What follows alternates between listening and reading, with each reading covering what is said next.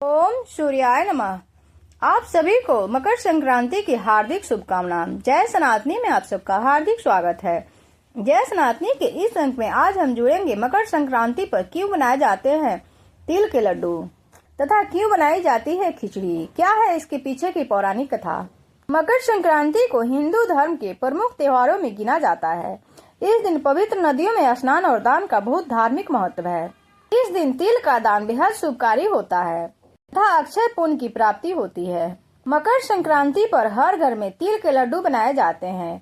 तिल के लड्डुओं को भगवान सूर्य को भेंट किया जाता है, प्रसाद के रूप में अर्पित किया जाता है। मकर संक्रांति को बड़े ही हर्षोल्लास के साथ मनाया जाता है। इस साल 2025 में 14 जनवरी को मकर संक्रांति मनाई जाएगी। इस दिन को लेकर काफी धार्मिक मान्यताएं हैं, जैसे मकर संक्रांति के दिन खिचड़ी खाना व इस पर्व पर विशेष रूप से तिल गुड़ के लड्डू बनाए जाते हैं। अगर आपने इस चैनल को अभी तक सब्सक्राइब नहीं किया है तो कृपया सब्सक्राइब करके एक लाइक और एक कमेंट अवश्य करें।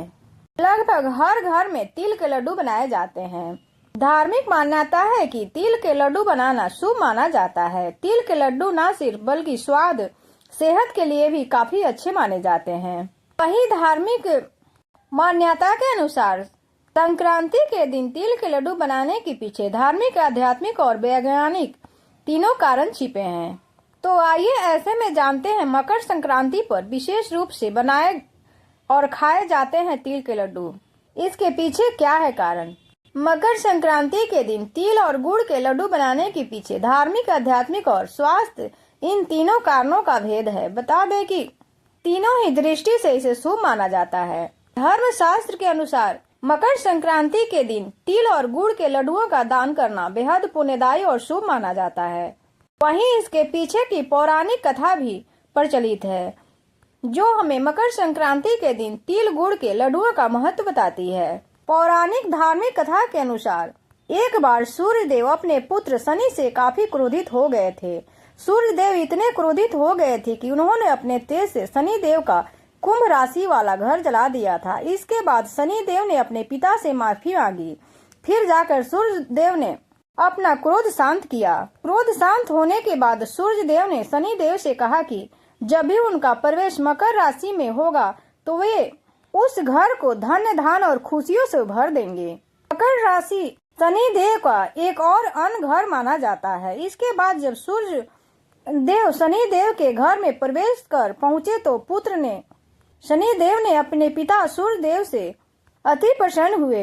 शनि देव ने तिल से पूजा कर स्वागत किया। साथ ही शनि देव ने अपने पिता को तिल और गुड़ खाने को दिया। शनि देव का कुंभ राशि वाला घर जल गया था। कुंभ के जलने के बाद वहां सब कुछ जलकर खाक में तब्दील हो चुका था, परंतु काला तिल जिसका तस रखा हुआ था। सूर्य के घर पधारने के बाद शनि देव ने उनकी पूजा काले तिल से की। इसी से सूर्य देव काफी प्रसन्न हुए।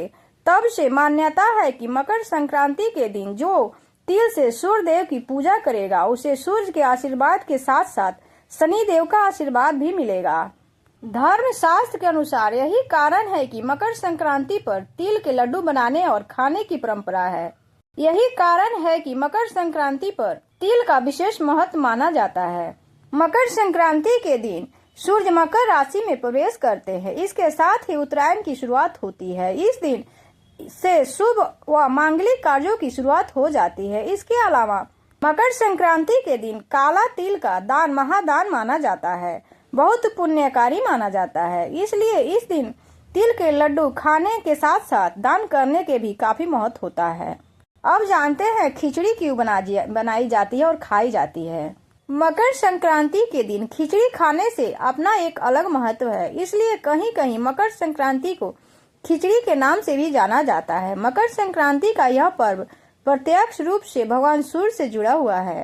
मकर संक्रांति को कई जगहों पर खिचड़ी के नाम से जाना जाता है और खिचड़ी के रूप में मनाया जाता है। मकर संक्रांति के पर्व को भारत के अन्य हिस्सों में विभिन्न रूपों में मनाया जाता है।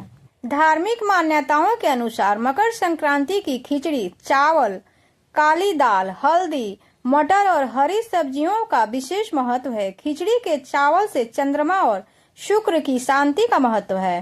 काली दाल से शनि, राहु और केतु का महत्व है। हल्दी से बृहस्पति का संबंध है और हरी सब्जियों से बुध का संबंध है। वही जब खिचड़ी पकती है तो उसकी गर्माहट का संबंध मंगल और सूर्य देव से है। इस प्रकार लगभग सभी ग्रहों का संबंध खिचड़ी से है। इसलिए मकर संक्रांति के दिन खिचड़ी खाने और दान करने का महत्व अधिक होता है।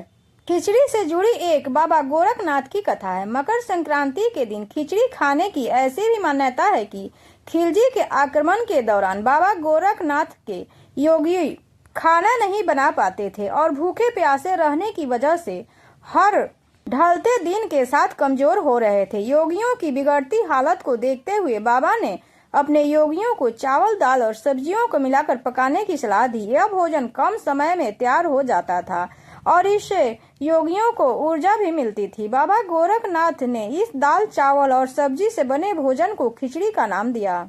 यही कारण है कि आज भी मकर संक्रांति के पर्व पर गोरखपुर में स्थित बाबा गोरखनाथ के मंदिर के पास एक खिचड़ी का मेला लगता है। इस दौरान बाबा को खास तौर पर खिचड़ी का भोग लगाया जाता है। मकर संक्रांति पर खिचड़ी बनाने की परंपरा कई धार्मिक, सांस्कृतिक और वैज्ञानिक कारणों से जुड़ी हुई है। खिचड़ी को सूर्य और शनि ग्रह से जुड़ा हुआ माना जाता है। इससे कहते हैं कि इस दिन खिचड़ी खाने से घर में सुख समृद्धि आती है। खिचड़ी चावल, दाल और सब्जियों से मिलाकर बनती है जो संतुलित और पौष्टिक आहार है। साथ ही सूर्य को सौरमंडल का केंद्र और सभी ग्रहों का स्वामी माना जाता है। वे जीवन, शक्ति और स्वास्थ्य से जुड़े हुए हैं। मकर संक्रांति पर सूर्य को खिचड़ी चढ़ाने से उनका आशीर्वाद मिलता है, जिससे जीवन में सुख और समृद्धि आती है। साथ ही शनि देव कर्म के स्वामी हैं। मकर संक्रांति पर शनि देव को काली उड़द की दाल और खिचड़ी का प्रसाद विशेष रूप से चढ़ाया जाता है। पकवान में काले तिल डालने की भी सलाह दी जाती है, क्योंकि ऐसा कहा जाता है कि इससे शनि देव से संबंधित दोष कम हो जाते हैं। भगवान सूर्य देव और शनि देव आप सभी पर कृपा बनाए रखें। अपने सभी भक्तों का कल्याण करें। जय सूर्यदेव, जय शनिदेव।